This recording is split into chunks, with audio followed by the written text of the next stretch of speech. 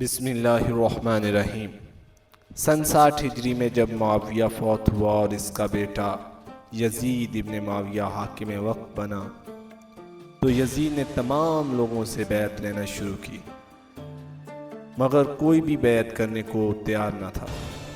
تو یزید نے تلوار کے زور سے لوگوں کو ڈرا کر بیعت لینا شروع کر دی، اور اس طرح سے مدینے کے گورنر ولید ابن عتبہ کو حسین ابن علی اور عبداللہ ابن زبیر سے بیعت لینے پر مامور کیا۔ ولید ابن عتبہ جو کہ زیادہ پرانا گورنر نہ تھا نے بہتر فیصلے کے لیے مروان کو بلوایا، جو کہ پہلے کئی سال مدینے کا گورنر رہ چکا تھا، اور اس سے ساری بات بیان کی۔ مروان نے ولید کو آمادہ کیا کہ آج رات یہ کام کرے اور حتماً اسے انجام دے۔ تو اس طرح سے ولید نے اپنے کچھ سپاہی بھیجے اس وقت کہ جب امام حسین علیہ السلام مسجد میں نماز ادا کر رہے تھے۔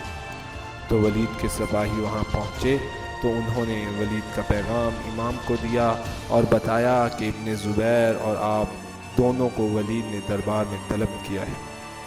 زبیر جو کہ اس وقت مسجد میں موجود تھا امام حسین کے پاس آیا اور امام حسین سے پوچھنے لگا، آخر کیا کام ہو سکتا ہے کہ ہمیں دربار میں بلوایا گیا ہے؟ امام جو کہ اس بات کو سمجھ چکے تھے اور بھانپ چکے تھے، تو امام نے فرمایا، مجھے لگتا ہے کہ یزید بیعت کے لیے بلوا رہا ہے۔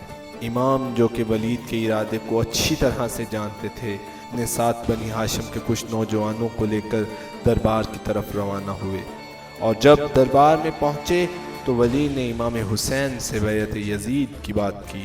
امام نے بیعت کرنے سے واضح انکار کر دیا۔ اس وقت دربار میں مروان بھی موجود تھا۔ اس نے ولید کو امام کے قتل کا اشارہ دیا، اور امام نے بلند آواز میں کہا، اے ولید، ہم اہل بیت نبوت ہیں، ہم معدن رسالت ہیں، ہم فرشتوں کے آنے اور جانے کی جگہ ہیں، اور ہم ہی خدا کی برکات کے نزول کی وجہ ہیں۔ خدا نے ہم سے ہی آغاز کیا اور ہم پہ ہی اختتام کرے گا۔ اس آواز کا بلند ہونا تھا تو بنی ہاشم کے نوجوان فوراً دربار میں داخل ہوئے ننگی تلواروں کے ساتھ،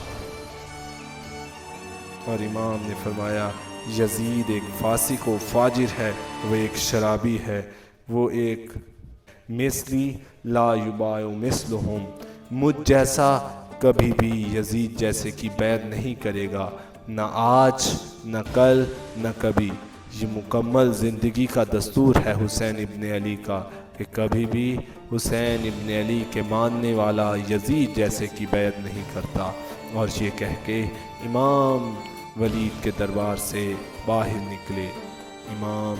اس کے بعد امام اپنے گھر پہنچے اور امام نے جا کر سفر کی تیاری شروع کر دی، اور تمام اہل خانہ کو حکم دیا کہ آمادگی کے ساز و سامان کو مہیا کیا جائے۔